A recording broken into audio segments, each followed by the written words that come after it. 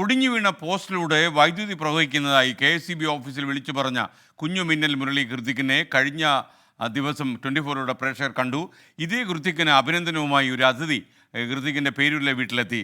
24 വാർത്ത കണ്ട മന്ത്രി K കൃഷ്ണൻകുട്ടിയാണ് ഈ 2ാം ക്ലാസ്സുകാരനെ നേരിട്ട് അഭിനന്ദിക്കാൻ വീട്ടിലും സ്കൂളിലും എത്തിയത്. നാടിന്റെ രക്ഷകനായ മിന്നൽ മുരളിയെ നമ്മൾ സ്ക്രീനിൽ കണ്ടിട്ടുണ്ട്. എന്നാൽ ചിലപ്പോഴൊക്കെ റിയൽ ലൈഫിലും നാടിന് കാവലാകാൻ ചില മിന്നൽ മുരളിമാർ ഉണ്ടാകാറുണ്ട്. പാലക്കാട് പത്തിരിപ്പാല പേരൂരിൽ ഒരു 2ാം ക്ലാസ്സുകാരനാണ് നാട്ടുകാരുടെ ജീവൻ രക്ഷിച്ച് ഇപ്പോൾ സൂപ്പർ ഹീറോയായി മാറിയിരിക്കുന്നത്. മില്യൺ കണക്കിന് പ്രേക്ഷകർ കണ്ട ആ വാർത്ത മന്ത്രി K കൃഷ്ണൻകുട്ടിയും കണ്ടു. എങ്കിൽ നേരിട്ട് ആ മിടുക്കനെ ഒന്ന് അഭിനന്ദിക്കാമെന്നായി മന്ത്രി.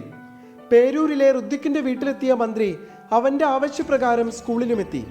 വൈദ്യുതി സംരക്ഷണത്തെക്കുറിച്ച് അസിസ്റ്റന്റ് എഞ്ചിനീയർ പ്രേംകുമാർ നൽകിയ ക്ലാസ്സാണ് ഋദ്വിക്കിനെ പെട്ടെന്ന് തന്നെ ചിന്തിപ്പിച്ചതെന്ന് അധ്യാപകർ മന്ത്രിയെ അറിയിച്ചു.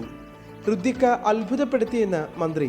കണ്ടപ്പോഴത് എന്താണെന്ന് അന്വേഷിക്കാൻ വേണ്ടി പോയതാണ്. അവിടെ പോകുമ്പോഴേ ഒരു അത്ഭുതം തന്നെയാണ് എനിക്ക് തോന്നിയത്. ഒരു നല്ല പ്രവൃത്തി ചെയ്തപ്പോൾ ആ കുട്ടിയുടെ പേരിലാണ് അവിടുത്തെ ടീച്ചർമാരും രക്ഷിതാക്കന്മാരും എല്ലാം അറിയപ്പെടുന്നത്. അത് വളരെ അപൂർവമായിട്ടേ അങ്ങനെ ഒരു കുട്ടികൾക്ക് കിട്ടുള്ളൂ. വളരെ സന്തോഷമായിട്ട് അവൻ്റെ പെരുമാറ്റം കണ്ടാൽ നമുക്ക് അത്ഭുതം തോന്നും. അത്ര നന്നായിട്ട് യാതൊരു ഭയപ്പാടില്ലാതെ ഞാനിത് മനസ്സിലാക്കിയപ്പോൾ ഉദ്യോഗസ്ഥന്മാർ അതിന് വേണ്ടി ട്രെയിനിങ് ഒക്കെ കൊടുത്തിട്ടുണ്ട്, ക്ലാസ്സൊക്കെ കൊടുത്തിട്ടായിരുന്നു. അവർ ചെയ്തത് ഞാൻ നോക്കി ചെയ്തു എന്നാണ് പറയണത്.